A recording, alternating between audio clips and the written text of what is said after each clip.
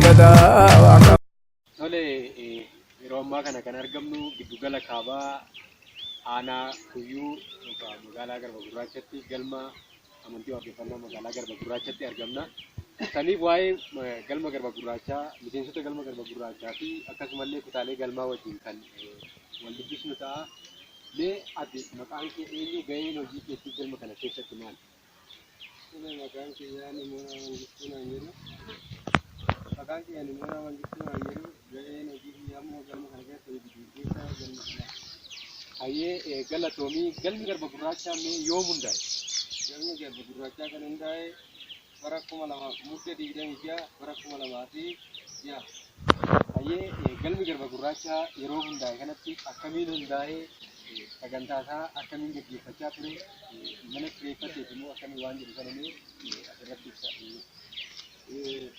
Akkuma beekamu galmi Garba Gurraachaa giddugala kaabaa kana keessatti yeroo jalqabaatiif kan hundaa'e yoo ta'u, yeroo jalqabaatiif yeroo hundaa'u kana immoo mana kiraa mana nama dhuunfaa keessatti kireeffanneeti sagantaa gaggeeffachaa turre. Haa ta'u malee nama dhuunfaa san biratti immoo akka sagantaa san gaggeeffachuu hin dandeenye qaamni mootummaallee dararrii garaagaraa geessisaa ture. Hayyee amma lafa mataa keessanii argattaniitu kan jirtanii, lafa kana yoomillee kan argattan? Lafa kana kan arganne bara 2007 gaafachuu eegallee ergasanii bara 2011. Hayyee lafa kana argattanii waa silaa sagantaan warra Abbaa Oromoodhaa gaggeeffachaa jirtu. Haa ta'uti kaleessa yeroo mana kiraa keessatti tola ooltummaadhaanis haa ta'u karaa miseensonni walitti buufachuudhaan galma amantii waaqeffannaa magaalaa Garba Gurraachaa keessatti gadhaabanii gaggeeffachaa turuu keessanii kan kaastanii, mee amma garaagarummaan lafa ofiirratti amma itti argattanii gaggeeffachaa jirtanii fi kaleessa yeroo itti mana kiraa keessatti gaggeeffachaa turtan gidduu jiru mee maal? Gaafa mana kiraa furannee ta'ee sagantaa gaggeessaa turre sanitti nama abbaa manaa ta'e illee akka nuti kireessine dararrii garaagaraa nuu maallaqa sii kaffallaa ittiin kenninii sii kaffalla jedhanii ta'ee doorsisoo garaagaraa ture jechuudha. Haa ta'u garuu har'a sun hundumtuu darbee ta'ee gaafa lafa mataa keenya fudhannee ta'ee irratti sagantaa keenya gaggeeffachuu eegalle kanatti namni maaf sagantaa keessa illee gaggeeffatan hin jedhu jechuudha. Waa hunda fakkeessa dabarree sadarkaa kanarra geenyee jirra jechuudha. Hayyee galatoomii mee ati hoo maqaan kee eenyu, gaheen hojii keetii galma kana keessatti maali? Maqaan kiyyaa Tolasaa Dachaasaa jedhama. Gaheen hojii kiyyaa galma kana keessatti seensaa akka kutaa Wurtuu Salaaleetti gaggeessaa kutaa Wurtuu Salaaleetti. Hayyee mee maal sitti dhagahama? Mee gammachuu akkamii qabdaa? Galmi kun lafa mataa isaa argatee sagantaa isaa gaggeeffachaa jira. Arma dura immoo kireeffateeti. Mee maal sitti dhagahama? Egaa akka baroottan darbe san har'arraa dhaabbannee wal maddii qabnee gaafa ilaallu boqonnaa biraatitti waan ceene nutti fakkaata. Waan boqonnaa biraatitti ceenesidha jechuudha. Akkuma kanaan dura abbaan of taanee kaasuudhaaf yaale gaafa jalqaba galmi kun magaalaa kanatti dhaabbatu nama dhuunfaarraa kireessuudhaan mana kiraa keessatti walitti qabamee jaalattoonni yookaan warri fedhii hordoftoota amantii waaqeffannaa kana qaban amantii waaqeffannaa barnoota osoo hin tahin akkasitti jechaan beekan walii qabamaniiti jechaadha kan barnoonni gaggeeffamaa ture, barnoonni keessatti kennamaa ture. Haa ta'uti malee erga barnoonni amantii waaqeffannaa kana fakkaatan dhaloota heddaan wal barsiisaa namni yoo wal gahe barnoota akkanaa kana qabaahi. Oromoon wal gahuu hin qabu, kaayyoo jedhu san qabatanii qaama mootummaatirraa qaama amantiitirraa aangoo dahoo godhachuudhaan egaa akka dhaabbatu akka asitti hin dhaabbanne taasisaa turanii jecha. Namni keessa darbaniiti ani magaalaa kana keessatti galma kireeffattanii yookaan argattanii wal geechanii barnoota amantii kana wal barsiisuudhaan manna dachee kanarraa dhabamuu na wayya jedhee akkasitti harka kana dararrii gaggeessaa turre. Haa ta'uuti kutannoodhaan barnoonni keenya walitti nu qaba jechuudhaan naamusa hordoftoonni amantii qabu saniin waaqeffataan naamusa qabu saniin obsaanii waan kana hunda obsaan bira darbanii miseensonni keenyallee gaggeessitoonni keenyallee har'a geenyee jirra. Inuu mana kireeffannee galma godhannee galma amantii waaqeffannaati jennee toonii mana dhuunfatitti gaggeeffachaa turuu bira dabarree gaafii mirgaa amantiin kamiyyuu wal qixa jechuudha. Gaafii mirgaa gaafannee iddoo har'a dhaabbannee toonii sagantaa keenya gaggeeffachaa jirru. Bara darbee jechuun bara 2011 deebiin nuuf kennamee iddoo kana argannee jirra. Kuni boqonnaa tokko jedhee kana mana. Kanaaf gammachuu guddaatu natti dhaga'amaa jechaadha. Har'a iddoo kana waan ofii irratti maqaa amantii waaqeffannaatiin galma qabaachuun iddoo irratti wal gahan iddoo dhaloonni irratti wal gahu qabaachuun waan guddaadha. Gara fuulduraatti illee abdii osoo hin kutatin bakka kana yoo kan nuti xiqqaasitee babal'ifachuudhaan gaafachaa jirra. Iddoo awwaalchatii fi iddoo gartee galma itti ijaarrannu babal'ina galmaatiif gaafachaa jirra. Deebiin akka nuuf kennamu abdiillee qabna. Kanaaf gammachuu guddaatu natti dhaga'amaa jechaadha waliin. Ayyee galatoomi mee warra silaa galma mataa isaanii hin arganne kan giddugala kana jalatti argamanis ta'e magaalaa kana keessatti argaman kan mataa isaanii argatanii irra dhaabbanneef warri silaa bulchitoonni aanarra jiranis ta'e gandarra jiran warra kanaaf illee akka silaa warra kanaaf mirkaneessan kanatti isaanis illee akka mirkaneessannee maal dhaamsa isaan kanaaf? Dhaamsiin ani qabu akkuma kanaan dura dubbachaa ture kaleessa warri biyya kana bulchaa tures Oromummaa namuma keenya har'allee Oromootumatu biyya kana geggeessaa jira. Sadarkaadhaanii akka kanan turre jechaadha. Kaleessa uummanni keenya warra dhaaba siyaasaa geggeessuudha, warra siyaasa dheebuu siyaasa qabdu walgahee maqaa amantiitiin galma walgahee amantii jedhee toonii biyya kana walitti qabee qeerroo walitti qabee jaarsi buleessu keessa jiru namni waa beeku namni waa dubbatuu danda'u keessa jiru jedhanii toonii morkaa turanii. Kanaaf akka waluun geenye taasisaa turan inuu lafa kennuu miti. Har'a garuu wanti na hidhaamu namuu hubateera. Aanaan kamuu bulchiinsi gandaa kamuu hubatee waan nuti geessinu kun amantaa ta'uusaa beekee amantiidhaaf immoo mirga amantiin kamuu qabu amantii waaqeffannaaf illee ni qaba waan ta'eef amantii kanaaf deebii kennuu qabaan jedha. Gaafuma isaan akkaataa gaafii isaaniitiin deebiin isaanii kennamee galmoonni keenya mana dhuunfaa keessatti yookaan kiraa keessatti sagantaa isaanii geggeeffatan akka galma mataa isaanii qabaatanii galma mataa isaanii keessatti sagantaa isaanii geggeeffatan aanaa kamiyyuu irratti akka kennamu gandoota kamiyyuu keessatti galmoonni bakka galmi hordoftoota amantii waaqeffannaa jirutti iddoon awwaalchatii fi galmi kennamuu fi qabaa. Kanammoo miseensi keenya koreen keenya obsaan akkuma kanaan dura dabarsaa ture gaafachuu qaba. Adeemsa ittiin deemuu qabu hunda deemee galma mataa isaa argachuu qabaan dhaamsa dabarsaa. Ayyee horii bulii fayyaa ta'e isiniin jenna waa'ee galma garba gurraachaa har'aaf akka waliigalaatti waan tilaan miseensonni duukaaleen galmaan nu kaasan kana fakkaata.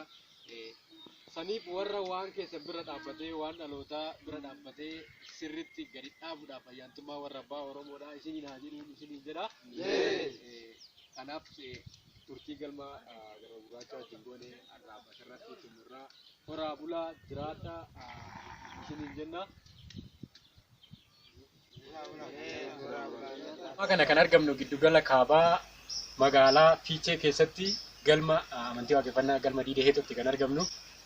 Galma waa'ee galma Diidee Heexoodha kan waliin odeeffannu ta'a. Kutaalee galmaa fi akkasumas miseensota galmaatirra kan simbiraan waliin odeeffannu ta'a.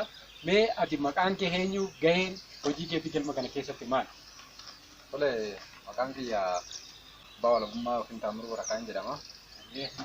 Hojii gaggeessaa kutaa barnoota giddugala kaabaatti akkasumas galma Diidaa Heexoo keessatti ittaanaa kutaa barnoota galmaati jechuudha. Akka kanaa wal barraa. Ayyee mee galmi kun yoom hundaa'e?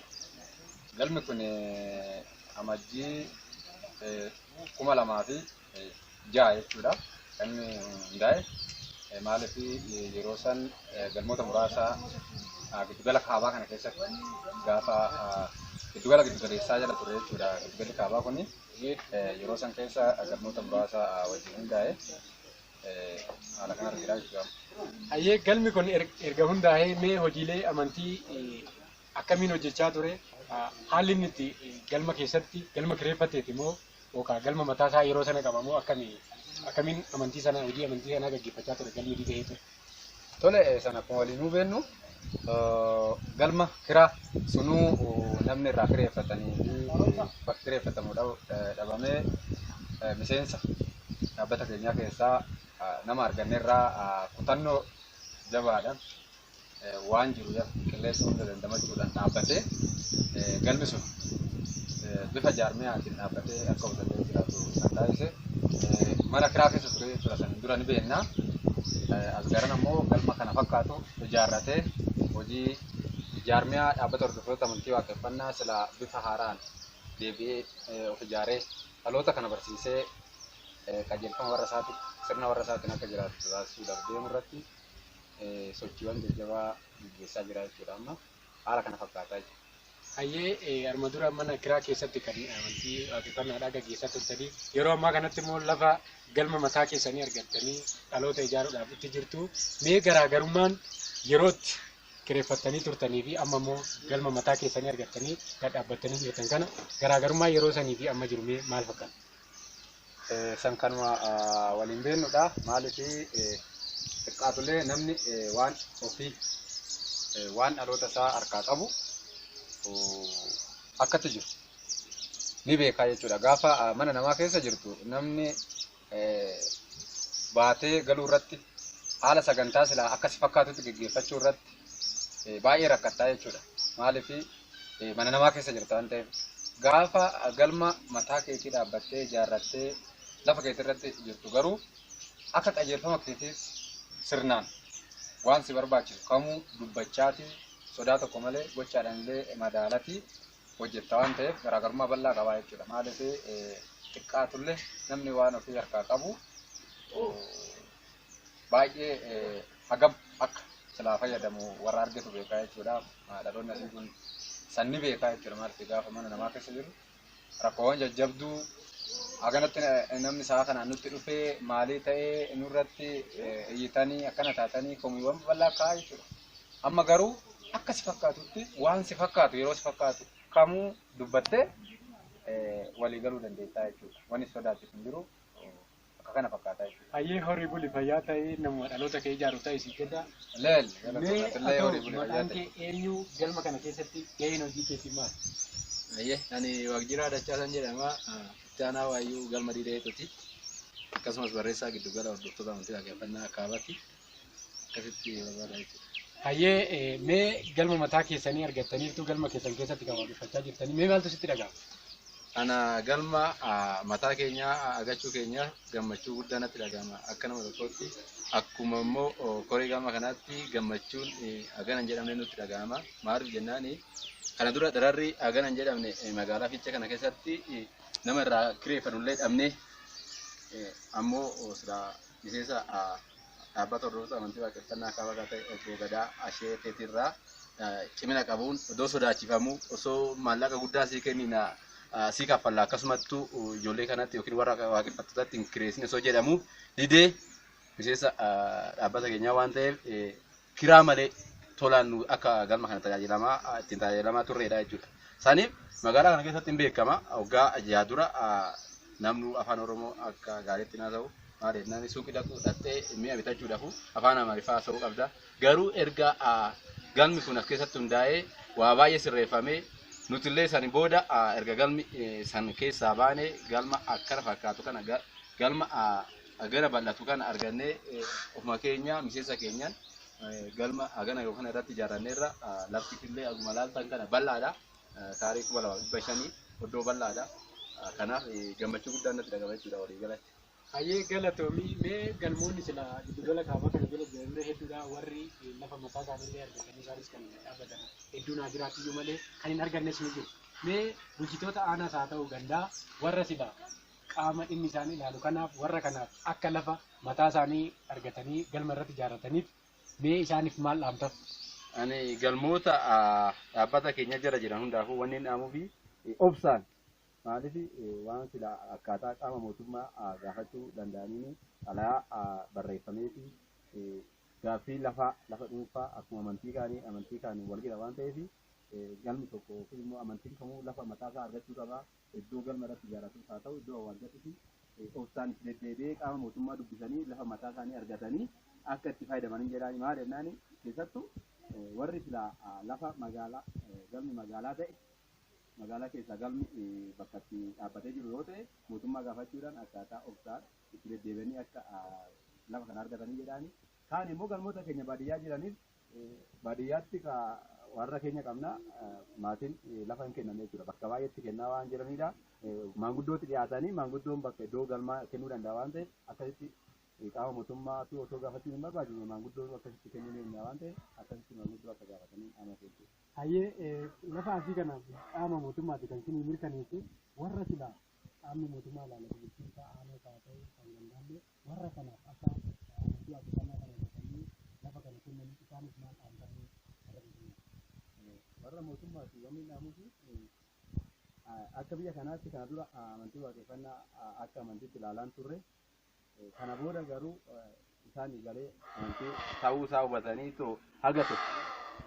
haga waggaa ja'a duraa fi asitti hagi waan fooyyee waan qabaniif kana booda illee amantii waaqeffannaa akkuma amantii biraa ilaalanii amantii biraatti wal qixa ilaalanii akka iddoo lafa amantii nu mijeessan dhaamsan isaanii dhaama jechuudha.